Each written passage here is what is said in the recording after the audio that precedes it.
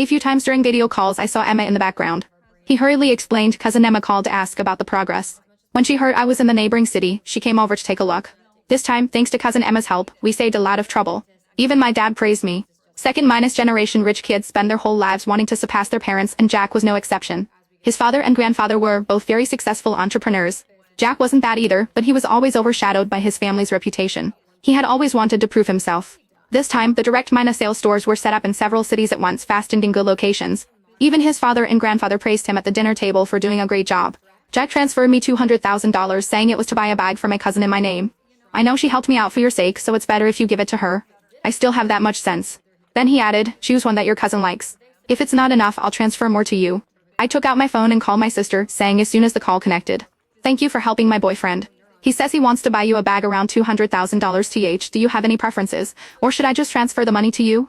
There was a pause on the other end, then a slightly deep male voice came through. Lily, why is your boyfriend buying things for Emma? Oh my god, my cousin and my ex-cousin-in-laws contacts only differed by one character, and I had accidentally called my ex-cousin-in-law David. David, Emma, and I were all schoolmates. David was 1 year ahead of us and we would run into each other during club activities. I only praised David for being considerate once, and the next day, Emma started pursuing him openly. When a girl chases a boy, success comes easily. 2 weeks later, they got together.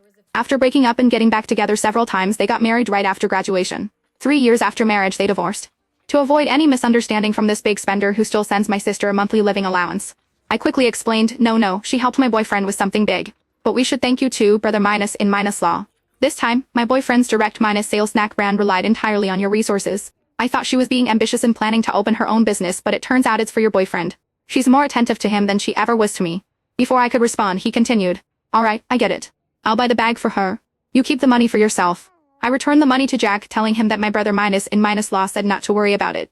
He seemed a bit puzzled. Isn't he your ex minus brother minus in minus law? Why is he still so involved? He's her meal ticket. Where do you think all those designer brands and high minus and lifestyle of my cousin come from?